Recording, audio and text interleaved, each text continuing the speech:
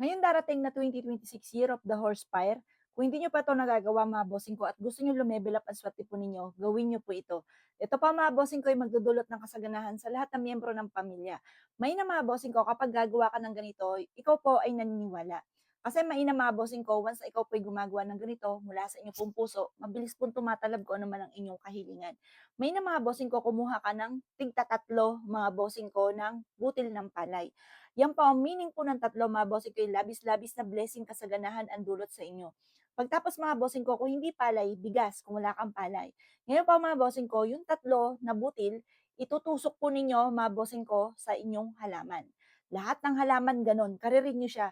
At habang yan po ay tinutusok po ninyo, nagwi-wish po kayo na mas maging masagana ang inyo pong pamumuhay, lalo-lalo na ngayon darating na 2026 Year of the Horse Fire.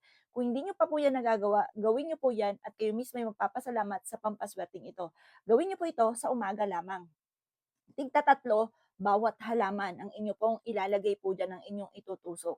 At kayo pa mga bossing, ewan ko na lamang kung ngayon po'y sobrang hirap ang pinagdaanan niyo ng 2025, sa darating na 2026 ay mas magiging magaan ang daloy ng swerte po sa inyo po mga bossing. Makakasabay ka, kasabi nga po yung kabayo, mabilis po yan mga bossing ko. Ngayon, kapag wala kang mga pantaboy ng malas, mahuhuli ka mga bossing. At kung meron kang mga pang-attract na swerte, makakasabay ka sa bilis ng kabayo mga bossing.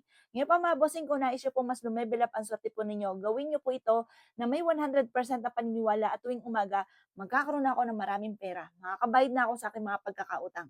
Ganon mga bossing ko. At alisin niyo po yung pagpapanik sa inyong isipan na, ay paano to, paano to? Nako mga bossing, basta ipaubayan niyo na sa itaas, tapos gumawa kayo ng ganito, tapos positive ka palagi, magugulat ka, may mga dumarating na solusyon sa mga problema. Nakakaisip ka ng mga pamamaraan kung paano ka magiging matagumpay. O paano mga bossing? Itusok niyo na po yan sa halaman po ninyo at good luck po sa inyo po lahat.